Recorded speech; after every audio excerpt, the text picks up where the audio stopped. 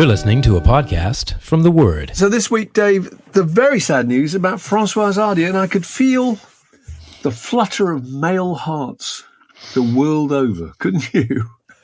Elderly chap suddenly transported back to their teenage years, because she was, it seemed, I meet many gentlemen of my generation for whom she was the first crush, really. Is that fair to say? Yeah. In the 60s. For me, I think, yes. And I was actually remembering when I first came across her, and I think I've actually narrowed it down to 1964. And the way I came across her is classic. My older sister, went on a French exchange with school or whatever. And she came back with 2 records from France. And one was France's kind of belated entry into the rock and roll wars, which was a group called Les Chats Sauvages. It weren't terribly convincing. And the other was Françoise Hardy, a single. And I've actually got the cover of it here. It's called Je n'attends plus personne. And it came out in 1964. And I just looked at this and thought, whoa. I think I must have been 10. Oh, no, I was 14. What am I talking about? Well, yeah, I can remember exactly the same. I think I was either 9 or 10. And I can remember my eldest sister, who's 6 years older than me, sitting in her bedroom with an acoustic guitar, strumming away and trying to sing in French. I remember knocking on the door going, what's going on? What's wrong with Where Have All the Flowers Gone? And whatever Bob Dylan was playing at the time. And she said, oh, no, this is the new thing. And she had a picture of Françoise Hardy. I can remember thinking, I didn't quite understand the concept of Frenchness, but I knew this was different, and there was something amazing about the way I think she invented, actually, this is my theory, she invented that mental image of the singer-songwriter, which was girl alone on a kind of bar stool with an acoustic guitar and a roll neck sweater, singing these sorrowful, rather self-pitiful songs about being alone. Do you remember the lyrics to Tous les garçons? If you translate them, it's all the boys and the girls my age know well what it means to be happy. Eyes in eyes and hand in hand, they fall in love without fear of tomorrow. Yes, but I walk the streets alone, the lost soul. I'm alone because nobody loves me. And he used to look at that and think, this can't be right. This is a monstrous scandal. How can this girl, and that's been the kind of calling card for the singer-songwriter ever since, really. Don't you think? Absolutely. That notion that they're somehow kind of misunderstood and lost and lonely and unloved. I'd say the interesting thing about Françoise Hardy and the reason she had that really strong image, certainly over here, where, she probably didn't have any significant hits or anything, but you're always aware of her, was that the French, like number of nations on mainland Europe, they used to put everything out on an EP rather than on a single. And so everything you ever came across by Françoise Hardy was on an EP. And an EP was different from single because it was a picture cover. Yeah. And they were few and far between in the UK at that point, whereas in France, they were the standard issue thing. So every time you saw a Françoise Hardy record, you saw a new picture, which is terribly exciting. And if you look at all her albums from the 60s and the 70s, as I was looking at the covers earlier today, and you know what they all have in common, and there must be about 20 of them, she doesn't smile on any of them. Never she smiles. Just absolutely straight face. I think no picture exists of her smiling. Well, certainly not on the album cover. No. So there was just a very powerful image attached to her, all the way through that time. And then, kind of Woodstock came and Woodstock went, and prog came and prog went, and punk came and punk went. Françoise Hardy just remained the same pretty much all the way through, didn't she? She was meant the same thing. We were talking about Nick Drake, you and I, yesterday, weren't we? I've completely forgotten how Nick Drake, Joe Boyd had this idea that to kind of reboot Nick Drake's career, he was going to make a joint album with Françoise Hardy, with whom he was besotted. And which is a brilliant idea. And actually, Françoise Hardy's career was a little bit flat at that point. And so he arranged a dinner, didn't he? And he put the two of them together. They went out for dinner, and Nick Drake just sat in the corner and said, absolutely nothing. It was a complete catastrophe. But I mean, there's a long list. David Bowie was obsessed. Bob Dylan, I don't know whether the story is true about him at the Olympia. Do you remember that story? Oh, yes. Dylan played the Olympia in Paris in, I think it was May 1966. That's a huge venue. And on stage, the first half, he's doing the first half acoustic, obviously, in the band came on the second half. And on stage, the first half, you could see Françoise Hardy in the second row, with whom he was besotted. He'd already written a little poem about her on the back of another side of Bob Dylan. For Françoise Hardy at the Seine's edge, a giant shadow of Notre Dame. Do you remember that? Oh, really? And he saw her then, apparently told the producer, I will not go back on for the second half until Françoise Hardy has been brought to my dressing room and I've got to meet her. And there are pictures of them, aren't there? Back there he is. There are. His suit, and he's giving her a copy of his record, I think, and they all go back to the Four Seasons, George Fifth Hotel, where it is later on, you know. So he was obsessed too, and but I do think she was really significant. And if you look at that first album, I think she co-wrote Tous les Garçons, so I guess wrote the lyrics, but she co-wrote, I think, 10 of the 12 songs. That first album came out, I think, in about 1962. And so actually that's before the Beatles, wasn't it? It's before the Beatles were already establishing that the notion was you wrote your own songs. She was kind of slightly ahead of the game. Amazing. Yeah. But you met her, didn't you? I met her. I interviewed her for The Word in about, I think it was 2005, and I still have my signed copy of the album. And she was fantastic. She was absolutely fantastic. She would have been 61 years old. She still looked amazing. She had a very interesting living arrangement. She'd been married to a guy called Jacques Dutronc, the singer and arranger, and they did a lot of collaborative stuff in the 60s, you know, and they'd split up. But I think quite amicably, because she lived in this flat near the Arc de Triomphe. Then there was a spiral staircase at the corner, and you went up the spiral staircase, you got into Jacques Dutronc's apartment. So they just split the place in two. But she was great. She was great. There was just one really mournful bit about it, which I think I told you, where I said I wanted to have a translator because she wanted to do it in French, and my French is all right, but clearly not nearly good enough to conduct an interview with somebody.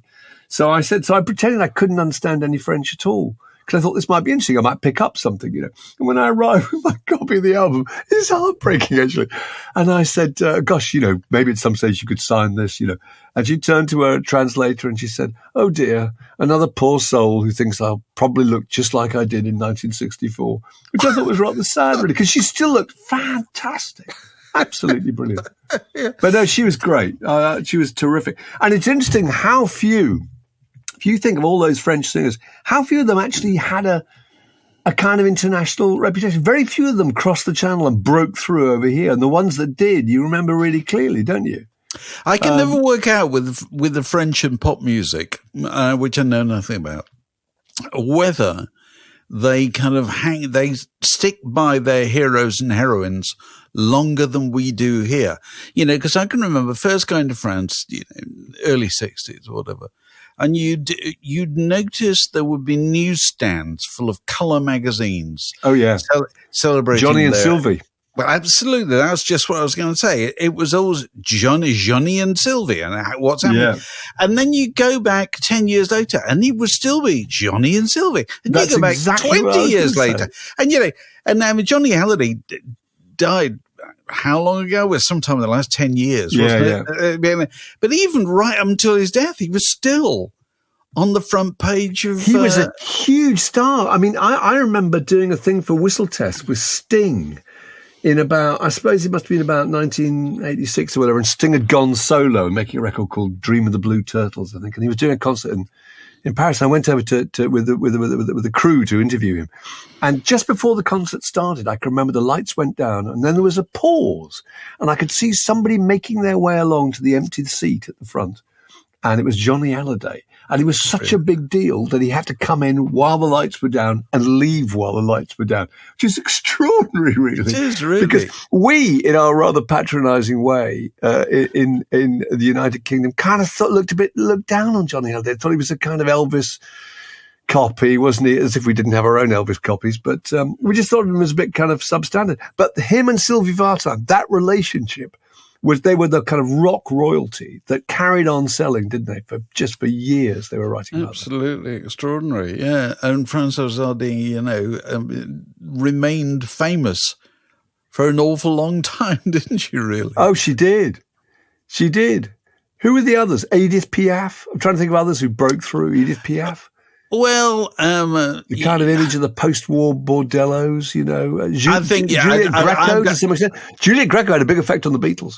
Remember Paul McCartney talking about how knocked out he was by the way she looked, the Parisian left bank, and her black turtleneck sweaters. He reckoned they nicked that idea with the Beatles cover from Juliette Greco. Possible.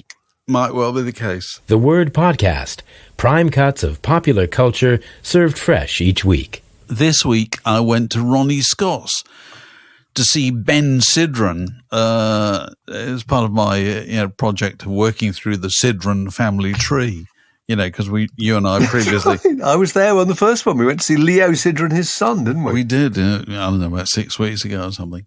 And it was only then that I discovered that my old mate Kerry Shale, whose dulcet tones you've no doubt noticed throughout this podcast, doing the kind of junctions and so forth. He does this is the podcast from the Word. Absolutely. I only discovered that Kerry is a long-time fan of Ben Sidran. So he and I went to Ronnie Scott's to see Ben Sidran, who was playing a flying visit to the UK the other day.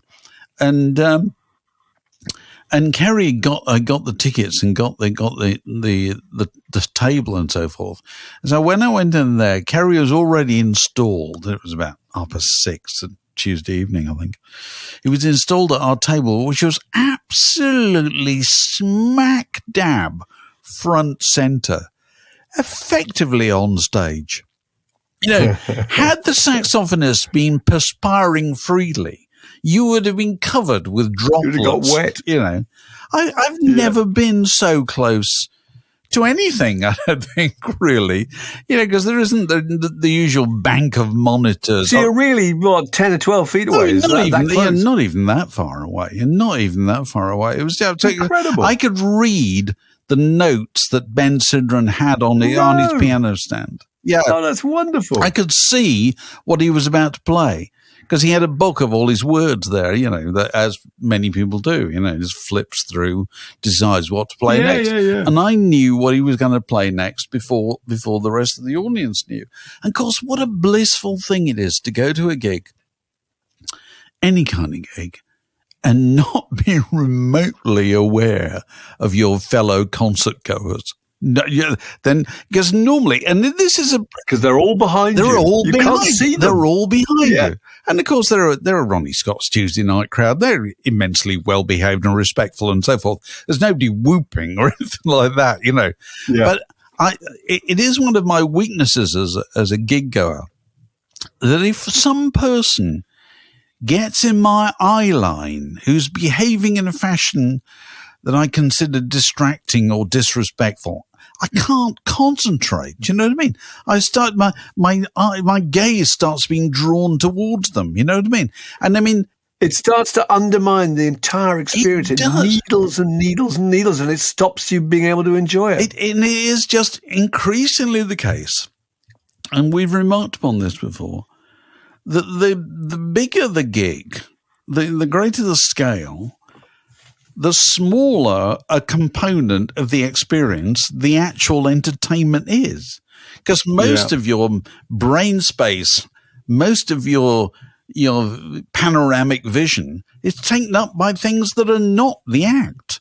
It's taken up by the sky or your fellow customers or the weather or a load of people, a quarter of a mile away, dressed as as members of the Wombles. So this was anything but, and he was Ben Sidran at the piano, former, first known as a member of the Steve Miller Band in the late 60s, but ever since then has ploughed his own furrow as a teacher and broadcaster in the United States, and a maker of kind of jazz-flavored, blues-flavored, really interesting LPs. And he's made over 30 of them, and as we've remarked in the past, they're all there on Spotify. And of course, I think it's probably the first time I've been to see an artist who is over 80. Have you seen anybody who's over 80? You may well have done. Oh, that's a really good point. I don't know, because I haven't seen Dylan since he's 80, or the Stones. Oh, right, Paul McCartney. I suppose. I might have seen B.B. King. No, I don't think he was, actually. No. So anyway, just get used to it. It struck me while I was sitting there, one of the things that I thought was, in the future, well, already actually, and certainly in the future, performers over the age of 80 and 90 will not be in any way remarkable. Because, if life expectancy continues to rise, people will go on performing for longer and longer. And he was just terribly good, with Leo Sendron on the drums, and they brought over a bass player, double bass player from the States. And then they had a saxophonist who was a London-based saxophonist. And I was talking to Leo Sidran afterwards. He said, when we play Berlin, we have a Berlin soloist. When we do Paris, we have a French soloist. And he said, apart from the obviously economic advantage of this, you're not having to fly somebody from the States. He says it keeps it fresh for the band. That you're playing on Tuesday night, you'll be playing with somebody you've never played with before. And then, I don't know, they might be playing the xylophone or whatever. Brilliant idea. I thought it was a really good idea. It is. Local employment, etc. Absolutely. Also, have you ever had a duff time in Ronnie Scott's? No. Probably It's not. a bit like there are certain venues like the Albert Hall. I've never been to the Albert Hall, even at the times I've been there to see people I wasn't particularly interested in. Just being in the Albert Hall is amazing. Being in Ronnie Scott's is fantastic. And it's so tiny, isn't it? So kind of intimate. I can remember going there in the days when Ronnie Scott used to come up. Do you ever see Ronnie Scott come up and do his little intro? Oh, yes, I did. He used to appear behind a pillar and tell jokes. I can still remember him saying, the awful weak gags, I'm not saying the food at Ronnie Scott's is bad, but natives come all the way from Africa to dip the tips of their spears in our soup. That kind of thing. To be fair to whoever is the chef nowadays, Kerry and I both had a hamburger, and they were very acceptable hamburgers. We both remarked upon that. So don't let fear of the cooking put you off. Let that put you off. Don't worry about Ronnie Scott's whiskery old jokes. First time I ever went to Ronnie Scott's must have been 1974 or 5. And I went to see Maria Muldaur. Oh, wonderful. With a band. I can't remember all of the band, but I do remember this. Her drummer was Earl Palmer. Earl Palmer, the man who played on, Keep a Knockin' by Little Richard. Yeah. The great New Orleans drummer moved to LA and so forth. And the guitarist was the great Amos Garrett, the man who played the fabulous guitar solo on Midnight at the Oasis, which, of course, Maria Muldaur's hit. Fantastic. I told you, I went to see Elvis Costello did a launch of his last album at Ronnie Scott's, which was a kind of coming out of a lockdown event, which is Elvis had made this record and was desperate to put it out and had been unable to put it out during lockdown. And so all was revealed at Ronnie Scott's. It was very interesting. It was a lunchtime kind of thing. And I think they'd hired Matt Everett, the radio guy, as the kind of MC and to interview Elvis. And I've never seen, no disrespect to Matt Everett, who's very good at what he does, but I've never seen a person more redundant than Matt Everett, because all you had to say to Elvis when he came on was, "You must have been here before." And Elvis then just took over for half an hour and said, First time I came, I sat on that table over there, and I was with so-and-so and so-and-so, and we were seeing so-and-so. And then now I well remember coming here in 1982 with Sting or whatever to see so-and-so. And the level of his kind of anecdotage about musicians was just absolutely brilliant. He is absolutely extraordinary, isn't he? He is. The detail that he can remember things in. He was extraordinary. There's a bit in his book, you and I were talking about this only the other day, his bit in his enormous but very, very interesting memoir where he talks about his dad, Ross McManus, playing in with the Joe Loss Orchestra in places like Hammersmith Palais, and he goes along to see him when he's 8 or 9 years old. And his vivid memory when he went to the Hammersmith Palais and played there himself was remembering what it was like, when he was 9. He said it had that sour scent, he said, of tobacco, beer, and the tears of jilted girls. It's just a marvelous description. Because we were in Ronnie Scott's for the first Q Awards, weren't we? So we were. We kind of really, really small scale experimental Q Awards. We did it at Ronnie Scott's at lunchtime. We did it, and Paul McCartney was the big guest, and we'd booked Ronnie's because he was having his end of tour party at some place just opposite Ronnie's, actually, I think, in Soho. So all he had to do was stroll over the road. And being Paul McCartney, very sweetly, he and Linda arrived about 30 minutes early. There was nobody else there. That? Well, it was the class. We were kind of laying the tables, and he came in a really sweet way, grabbed a big handful of forks and spoons, and started helping me lay the table. I thought, this is just perfect. It's fantastic. Having to make small talk with Paul McCartney when you think nobody's turning up to your party. That was brilliant. And introducing Paul and Linda to Linda to Bill Wyman, who, of course, I forgot I think they'd had a bit of a scene in the past, hadn't they? I just read Bill Wyman's autobiography, and he'd been talking about his fling with Linda, and I can remember saying, "Do you know each other?" And just halfway through the sentence, I thought, hang on. And they were both very much, I think we've met. Oh, dear. That was a good night. It was brilliant. This is a junction in the word podcast. It separates that bit from this next bit. Shall I tell you what's popped up in the last week? And I suppose it's by design rather than by accident. The BBC website or the BBC area of YouTube has started to feature clips from 2012. Their 12-year-old comedy about the run up to the 2012 Olympic Games, which I suppose they've put it on there by design because the Paris Olympics are about to be upon us and so forth. And I found myself watching all of these clips, and I found myself thinking, this is one of the greatest things the BBC have ever done in their entire career. I think you can place it alongside Kenneth Clark's Civilization and whatever else you want to rave about. Yeah. Because it's just extraordinary how it's kept its savour in the 12 years since it first appeared, that it has dated not one whit. It's absolutely extraordinary. And for anybody who hasn't seen it, do go and catch up with it, because basically it's the idea, it's the kind of behind the scenes, a little bit docu drama presentation stuff. It is handheld cameras, and all that, isn't it? Yeah. And it's what W1A, their subsequent satire of the BBC, sprang from. But 2012 is, if anything, I think slightly better. It's just slightly got the edge on it. Absolutely, and it's fantastic. Basically all about the planning of the 2012 Olympics.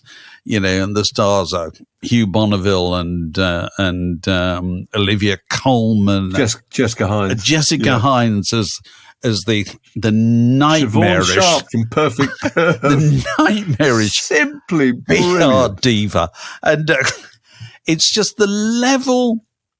Now I know the scripts must have a huge amount to do with it.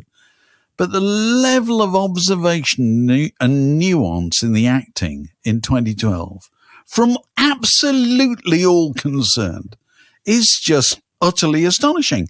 And what it struck me watching it is that one of the things that makes it work and makes it hit home to so many of us in a way that so few things do is that its central kind of dramatic device is the thing that most of us in work are most accustomed to nowadays, which is the meeting. It's just the endless bloody meeting where everybody's... I think that's very like The Office, actually, at a tangent, is that the reason that people understood The Office so perfectly was that we've pretty much all worked in an office and we understand the dynamic of how offices work. And that's so true about the meeting, isn't it? Because it's that tension the entire time of people saying idiotic things, and the Hugh Bonneville character has to kind of control them and diplomatically shut them down. It's just astonishing because what it strikes me, the theme of it, of 2012 and then W1A, in both cases, the central theme is people pretending that something is happening when it's not really happening. You know what I mean? It's trying to find ways to present these things with words to make them real. And they're not real at all, you know. It's just a series of pretenses. And I can't help reflecting on this in the light of the 2012 games, the actual games, which, you know, we all remember. But the great kind of dream of the games was that they would reignite, you know, physical culture in the eastern end of London, you know what I mean? That suddenly you'd have loads of kids out, you know, keeping fit and so forth and pursuing sport. Now, as far as I can see, that hasn't really happened at all. You know what I mean? We all had a great Saturday night and, you know, we all remember Daniel Craig and the Queen and all those bits, you know, but those bits are just media flim-flam, really, aren't they, you know? And here's what struck me, that the greatest legacy, and there's a lot of talk of legacy, the greatest legacy of the 2012 games is the 2012 TV series. It's enduringly genius comedy that says something. It's genius comedy, and also it freezes a moment in time in British culture so perfectly. Do you remember that scene where they're talking about planning who's going to be the Olympic torchbearers? And it's so brilliant. And Siobhan Sharp is saying, well, Desmond Tutu, Stephen Fry, obviously, Prince Harry or Prince William, Trini or Susanna. We're looking for the perfect combination of those guys. Trevor McDonald, obviously. Lord Alan Sugar, if he'd do it. Gok Wan. Do you remember Gok Wan is he's the big figure that they want at the time. You've got to have Gok Wan, which makes you think, kind of who? You know, Bruce Forsyth. At one point they say, well, what about Michael Palin? And she says, oh, no, he's dead. And they say, no, he's not dead, Michael Palin. We can get him. And so someone suggests J.K. Rowling. She says, we've got Joanna Lumley. So we're all covered there. And then Carol Ann Duffy. And she says, Duffy, that's a great idea. No, not Carol, not Duffy, Carol Ann Duffy. She says, Carol Ann Duffy. I said, no. Oh, don't worry. You know, it's that kind of unbelievable moment. And that's the moment where you're taking the temperature of who the big kind of stars in Britain were at the time. It's amazing. No, but it's still, I mean, even if the names might change, but, you know, I think the truths still apply. You know what I mean? There's one thing I'd add about Siobhan from Perfect Curve is I think she's one of those examples of a fictitious character, a fictional character who became a kind of stereotype, became a benchmark in kind of British culture. You know what I mean? There are so much the Artful Dodger. Someone's a bit like the Artful Dodger. They're a bit like Basil Fawlty or Loads of Money or Bertie Wooster or whatever, or Eddie and Patsy in Ab Fab. But I think she was too, because she absolutely captured the nature of what a PR was like, that ability to kind of just spin everything into somehow into good news and be completely resistant to learning any information at all. It's a simply fantastic and abiding caricature, I think. The Word Podcast, walking the digital dog since 2007. And we're now joined by Paul Thompson, who's our Patreon birthday boy. I feel I ought to, at this point, make it clear to anybody who doesn't know that, one of the many benefits of being one of our hugely valued Patreon supporters, apart from the eternal gratitude of me, Mark, and Alex, is you get the opportunity to pop up here on the occasion of your birthday. Has it been your birthday this week, Paul? A couple of weeks ago, but not that long ago. And the benefit of this meeting is we ask you to throw a log on the crackling conversational fire that is a word in your ear, and see what you come up with. What have you come up with, Paul? Well, it's really around a couple of books I've been reading recently, which I really enjoyed, and I'm wondering whether this is something which we need to develop in the future. One of them was Nige Tassel's book about Dexys, where he goes around talking. He talks to all the old members of the band and just gets all their kind of memories of what happened and what it was like being in the band. And the other one was, and that kind of, it brings out a whole kind of new perspective on how it all worked, and gets away from just hearing the views of the band leader and Kevin, and that's always not always the most interesting aspect to it. And the other one was a book about Bob Dylan's band members, Ray Padgett, yes, a while ago, which was absolutely fascinating. And he did a similar thing, went around all the old members of the band and talked to them about what it was actually like being in Bob Dylan's band, and how they joined and what happened and how they left in the end. There's always an interesting thing about those books as regards which ones want to work with the person again and which ones don't. Yeah. If they do want to work with them, they're quite contained about their recollections. And if they don't, if they've written it off, then they're quite honest. I was quite surprised that everybody seems to be really happy about the whole experience, and looking back on it, they're all very positive in both cases, really. I think, maybe it's because they've just picked out people there. Well, particularly with Dylan, you can go to your grave having been a member of Bob Dylan's band. Exactly, yeah. No matter how terrible it might have been, that's still a phenomenal achievement. Yeah, and they all say they would have done it for nothing, and the pain was well worth it. Yeah. I suppose it's kind of more like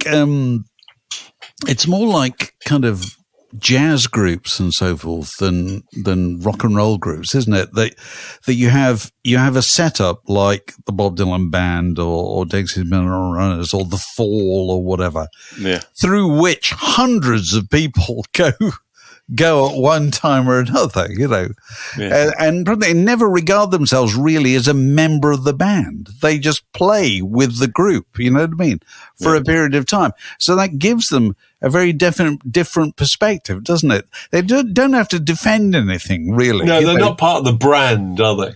No. Absolutely. Whereas, as you say, the leader of the band is permanently involved in an argument to try and justify whatever it is that they've done. They're permanently on the defensive, whereas people who just drift through are not. You know what I mean? This was my experience. It's the difference between kind of the person who wrote the play and the person who just happened to be one of the actors in the play. You get a very different perspective, and Mark and I have always had this conversation that the people you want to talk to in any situation, any music situation, is the people who were there and were observing. Yeah. And an awful lot of people were not observing at all. They were so engaged in being whatever they were being, they didn't notice how ludicrous it looked, or how funny it looked, or how tragic it might have looked from time to time. And no, I think those books are absolutely fascinating. In both cases. Did somebody do a book about the Fall? We had this. I think somebody did do the Fall. Yes. Yeah, which would be good. And someone should do one on Hawkwind if they haven't. The one I'd love to read, but it's Van Morrison. No, I was thinking Van Morrison. I'd love surely, because everybody has got a story about Van Morrison, and you have a very clear picture of what an old commercial he may or may not be, and would like to know whether that's true or not. There'd be lots to say. Yeah, well, I think it's those sorts of people like Lou Reed, same sort of thing, that you get such a perspective of them from how they talk in interviews, which is probably not anything like what they're like when they're in the band and they've got all their band members around them trying to get them to play. Yeah, and I think there's a limit to how much you can bullshit the band, really. You know, you can bullshit journalists and radio presenters and so forth, but the band, it's a simple, practical business, isn't it? You know what I mean? And you've presumably got to try and be a little bit charming and managerial with the members of your band. Although there's no indication that Van Morrison has ever given into that tendency. So yes, I always wanted to do make a film years ago, something called I Managed Van Morrison, because I have met innumerable people who manage Van Morrison for short periods of time, and they've all got to look at people who've had a kind of a major tragical experience that's seared in their soul, and it may only have been quite short, but there have been an awful lot of them, haven't there? It's a revolving door. Absolutely. I mean, as someone editing magazines, you were dealing with somebody different sometimes just weeks later, and whether or not they were then contractually bound to secrecy, I don't know, or silence, probably. So there's Nigel's book about Dexys, which is out now, and you were talking to him only the other week, weren't you, Mark? I was. And we talked to Ray Padgett about his excellent book about, it's Ray's ongoing project, isn't it? He's got a website and so forth. He's constantly seeking out people who played with Bob Dylan. Didn't he recently? Didn't I send you that thing, Mark, where he found the guys who did backing vocals on Christmas in the Heart? You know, the Bob Dylan Christmas record? I sent you that, Mark, didn't I? Yeah, you did. And it really, and they were basically they were LA session singers who ordinarily did kind of Christmas favorites or sang jingles or whatever. And they had no idea what the project was going to be. No. And they just turned up, and Bob was there, and he had a pile of records, didn't he, with him? And they said, what do you want this to sound like? And he just kept playing one particular really, really obscure old, I don't know what it was, a country record or something. He said, I want it to sound just like this. And they were just mystified, weren't they? But it was absolutely, genuinely fascinating and illuminating, a new perspective on Bob Dylan, just through the business of having talked to, these few of the thousands of musicians who've worked with him throughout the years. And of course, the thing about Bob Dylan is even the people who've played with him before, they turn up not knowing what to expect, don't they? Is that fair to say, Mark? I mean, they're not. You can't be practiced at backing Bob Dylan, can you? No, not the faintest idea. Not really. Well, my favourite version of that was Ronnie Wood. Ronnie Wood, I interviewed him just after Live 8. Do you remember that when they finished, him and Keith Richards and Bob Dylan finished Live 8? Live Aid, and in Philadelphia, and how they'd rehearsed various songs. And then just before they went on, he said, actually, I want to play the Ballad of Hollis Brown. And Ronnie Wood said, even though he knew Bob Dylan's catalogue so well, he actually didn't know that song. So they were going on stage to play in front of all those people. And when you watch it, you can see it. Ronnie Wood has not the faintest idea what's happening. Can you imagine doing that? Yeah. It all went well, didn't it? It went well, though. Exactly. All turned out good in the end. So those are the projects, but we think there ought to be a Van Morrison one and a Hawkwind one. Is that okay? Yeah. Fine. Okay. Yes. We're ready to buy that as soon as somebody gets round to I'd buy the writing Van Morrison one, definitely. Yes. Yeah. Well, look, thanks very much for that, Paul. And good to see you, Paul. Happy birthday. Happy birthday as of 2 weeks ago. And see you next year. Yes. Yeah. It flies by, doesn't it? It does when you're having fun. The Word Podcast. Fix yourself a drink and it's like being in the pub. So that was birthday boy Paul Thompson, one of our valued Patreon supporters. And if you'd like to be a Patreon supporter, and we would very much like you to be one, if you go to patreon.com/word in your ear, you can find out about all the benefits that come from that. And one of them is being able to hear and see everything we do in full earlier than anybody else, what have we been doing in the last week? We've done some really good ones Mark? recently. We did Stuart Lee talking about his new comedy tour, who's fantastic, actually. And the first groups he ever saw. It goes into a wonderful riff about the Wombles, the politically subversive nature of the Wombles, and compares them to Crass. And the other one we did was Graham Thompson, old pal of ours, whose book about Kate Bush has been revised and updated. He was terrific too, I thought. He talked about how Kate Bush had grown up in a world entirely without cynicism and sarcasm, and how that had affected her outlook on life and her artistic vision. It's good stuff, isn't it? It's very good stuff. And what else have we got coming up in the next week or so? What are we doing? What have we got? We're doing Claire in Grogan. The diary. Claire Grogan, his courses. Always good in, value. as she does from time to time. We're doing Clive Gregson, who'll be interesting because we haven't heard from him for a while. Clive Gregson, He of Any Trouble. Yes, absolutely. Looking forward to that. So stay tuned for all this and more. And if you haven't already taken part and you are a Patreon supporter, do take part in our Friday night quiz, which is going from strength to strength at the moment, with exciting new technological developments and refinements.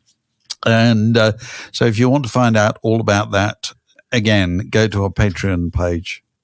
Is that right, Alex? Is that Alex has disappeared again? Yeah, that's fine. So I realised I had my camera on for most of that. Yeah, I was distracted looking at you, thinking, what's going on? So yeah, it's starting to rain, so I'm just kind of, and it's still a bit sunny as well. So I'm just trying to work out what I should do. You know, anybody listening outside of England, feel sorry for us. Here we are in whatever it is, 12 degrees, grey clouds overhead, and the middle of June. Ridiculous. It is. This podcast was brought to you by The Word.